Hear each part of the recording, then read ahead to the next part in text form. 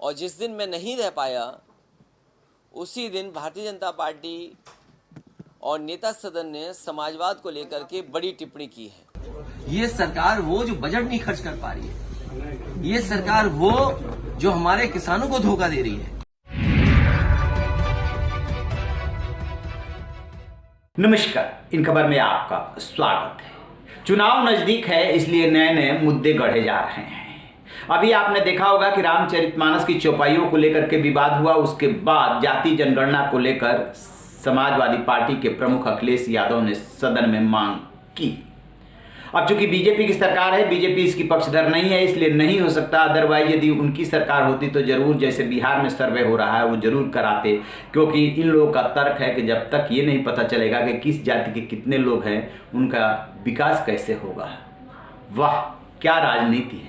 आप क्यों नहीं पूरी जो जनसंख्या है उसके हिसाब से विकास की राजनीति करते, उसके हिसाब से क्यों नहीं अपना समीकरण बनाते हैं, उसके हिसाब से क्यों नहीं योजनाएं तैयार करते हैं। जब जात पता चलेगी तभी जाकर के उसकी तैयारी करेंगे।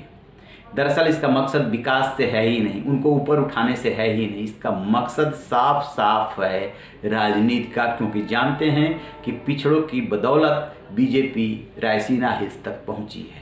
अगड़ों के साथ साथ पिछड़ों का साथ मिला है, तभी ये संभव हो पाया है। लिहाजा बिहार में जाति जनगणना हो रही है, सर्वे हो रहा है, उड़ीसा ने भी ऐलान कर दिया है और अखिलेश यादव भी मांग उठा रहे हैं।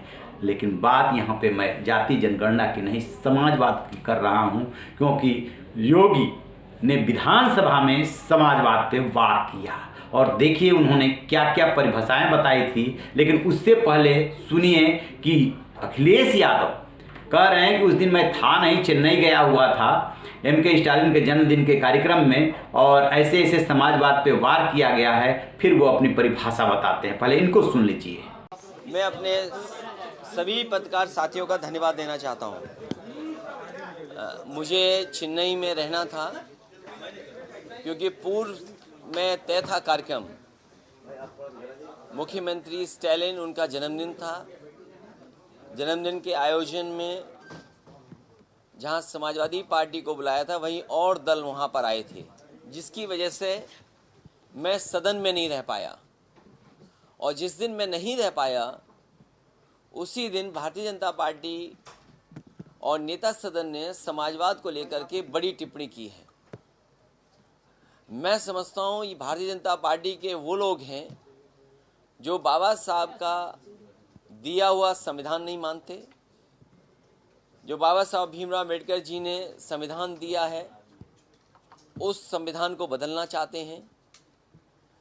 ये समाजवाद शब्द तर्क में ये सरकार कह रही कि बाद में आया, लेकिन अगर हम अपने समाज को देखें या हम अपने समाज को समझें तो भारतीय समाज हमेशा समाजवादी समाज के रूप में ही आगे बढ़ा है, जिसमें समाज के लोगों ने एक दूसरे का सम्मान करना, एक दूसरे को कैसे साथ लेकर के जाएं, और जो हमारे संविधान में व्यवस्था दी है कि हमारा जो समाज बने वो समता मूलक समाज बने। डॉक्टर राममनोहर लोहिया ने कहा कि समाज में संपन्न हो और गैर बराबरी खत्म हो, संपन्नता आए। वहीं हमारे नेता सदन का ये कहना कि समाजवाद मृग तृष्णा है और न जाने क्या क्या कहना, जिस भाषण से उन्होंने वो लाइनें निकाली हैं, मुझे दुख है इस बात का। भारतीय जनता पार्टी को समाजवाद सीखने के लिए इतने लाइनें ढूंढनी पड़ी, अंग्रेजी को हिंदी में करना पड़ा। हमें भारत के लोगों को याद है कि अंग्रेजों को भगाने के लिए न जाने कितने लोगों ने कुर्बानी दी है, हमारे न जाने कितने लोग शहीद हुए हैं, जाने गई हैं। कई ऐसे लोग हैं जिनका सब कुछ चला गया, छिन गया, निछावर कर दिया उन्होंने देश की आज़ादी को और आज़ादी दिलाने के लिए, और ये वही लाइनों को दोहरा रहे हैं। यहाँ पर दुख है इस बात का कि जिन्हें समाज को बराबरी नहीं लाना है, राम राज्य नहीं लाना है। और मैंने कई बार कहा कि जो राम राज्य है वही समाजवाद है। अगर राम राज्य की शुरुआत करनी है तो उसकी प्रस्तावना बिंदु अगर कोई हो सकती है तो वो समाजवाद है। अब आप ये कहते हैं सबका साथ सबका विकास, समाजवादी सिद्धांतों पे चले बिना सबका साथ सबका विकास कैसे संभव है? इसके पहले सीएम योगी ने विधानसभा में क्या बोला था वो भी सुनिए। एक भी सवाल का जवाब नहीं दे पाए। एक भी सवाल का जवाब दिया हो तो बता दीजिए आप। ये सरकार वो जो बजट नहीं खर्च कर पा रही है, ये सरकार वो जो हमारे किसानों को धोखा दे रही है, ये सरकार वो जो आज भी सदन में कह रही है, और देखिए कितने कॉन्फिडेंस से सरकार कह रही है कि सबको रोजगार दे दिया। बेरोजगारी दर क्या 4.2%। इसका मतलब ये हुआ कि हर गांव में रोजगार और नौकरी की भरमार है, कोई बेरोजगार गांव में नहीं बैठा। ये भारतीय जनता पार्टी का सपना है? क्या ये सच्चाई है? ये सरकार सवालों का जवाब नहीं दे रही है और सरकार पीछे हट जाती है जब कभी उससे सवाल पूछा जाए। एक भी सवाल का जवाब नहीं दे पाए। एक भी सवाल का जवाब दिया हो तो बता दीजिए आप।